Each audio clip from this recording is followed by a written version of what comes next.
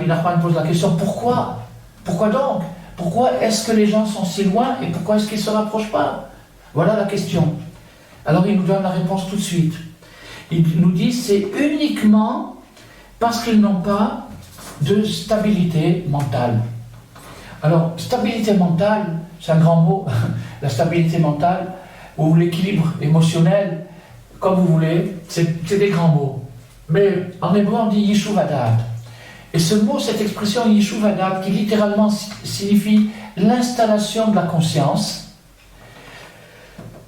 Et donc, l'installation de la conscience, je vais expliquer tout de suite pourquoi c'est une stabilité mentale et une maturité émotionnelle. Parce que la conscience est une capacité mentale. Ça s'appelle en hébreu le da'at, c'est-à-dire la faculté justement d'équilibrer, de concilier deux extrêmes, deux opposés. Si vous voulez, on a une partie du cerveau, la partie droite du cerveau, la partie gauche du cerveau. Ces deux parties-là sont en conflit parce que la partie droite du cerveau, c'est l'inspiration, la liaison avec l'infini, et la partie gauche du cerveau, c'est le côté méticuleux, le côté pointilleux, le côté précis, le côté de l'élaboration, de l'interprétation. Donc on a ces deux parts de notre tête qui se font la guerre sans arrêt, et quand elles arrivent à se rencontrer, on a ce qui s'appelle le da'at, c'est-à-dire la médiane. La médiane, c'est-à-dire la capacité de concilier deux extrêmes. Donc déjà, faire la paix en soi, ça commence par réussir déjà à réunifier son côté droit avec son côté gauche. Bon, ça c'est une chose. Alors, ça s'appelle Yishuv Hadad. Mais même, supposons que maintenant, je sois doué. Supposons que je sois doué, que le bon Dieu m'a créé avec un esprit qui fonctionne pas trop mal. Donc, qu'est-ce que je fais? Avec mon cerveau droit, je capte des informations. Avec mon cerveau gauche, je traite ces informations.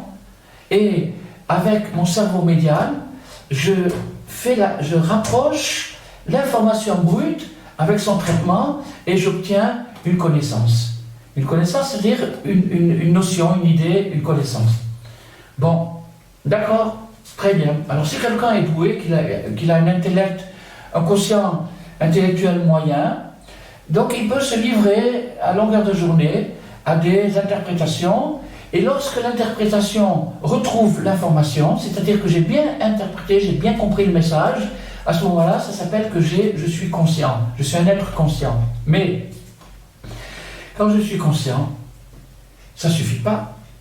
Il ne suffit pas d'être conscient. Vous voyez, par exemple, la conscience de la santé, la conscience du civisme, la conscience de l'hygiène, la conscience de la droiture, toutes ces consciences-là qui sont magnifiques dans les livres et qui sont vraiment extraordinaires, mais lorsque ça descend dans la réalité, c'est une autre histoire.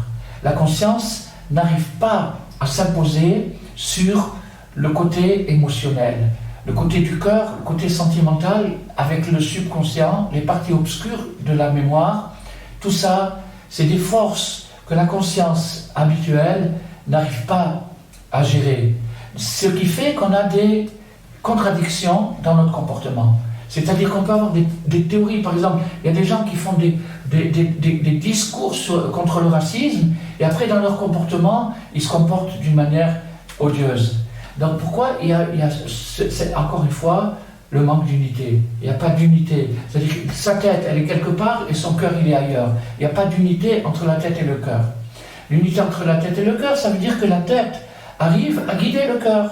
Elle arrive à guider le cœur, c'est-à-dire qu'elle arrive à imposer aux émotions, aux sentiments, la mesure idéale pour réagir par rapport à tel ou tel événement. Dans, par exemple, une soirée ou quelque chose, donc il faut s'adapter à l'information, à l'environnement. Donc quand je me trouve dans un milieu nouveau où il y a des choses, etc., mon cerveau droit, il capte les informations, mon cerveau gauche, il les traite, j'arrive à une conclusion, il faudrait maintenant se tenir tranquille, supposons que ça soit le cas.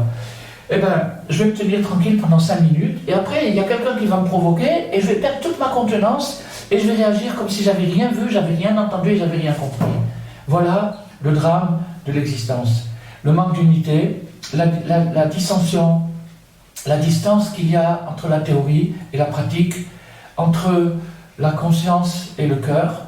Et donc ce qui s'appelle rétablir les choses dans le bon ordre, ça s'appelle Ishuvadat. Ishuvadat, c'est-à-dire installer la conscience dans le cœur, dans les sentiments. Et arriver à dominer ces sentiments.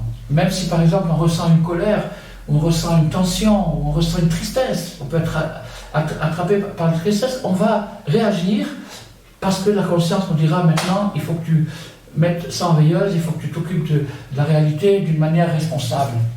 Alors Rabbi Nachman nous dit, c'est ça la seule raison.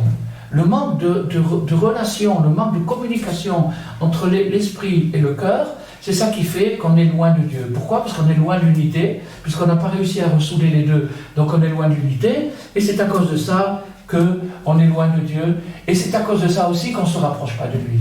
Parce que même quand on ressent un élan de rapprochement, ou bien que notre conscience nous dicte, alors maintenant tu vas t'y mettre, eh bien le cœur ne suit pas. Et puisqu'il ne suit pas, il y a une distance, et donc on est loin de soi-même, et on est loin de Dieu.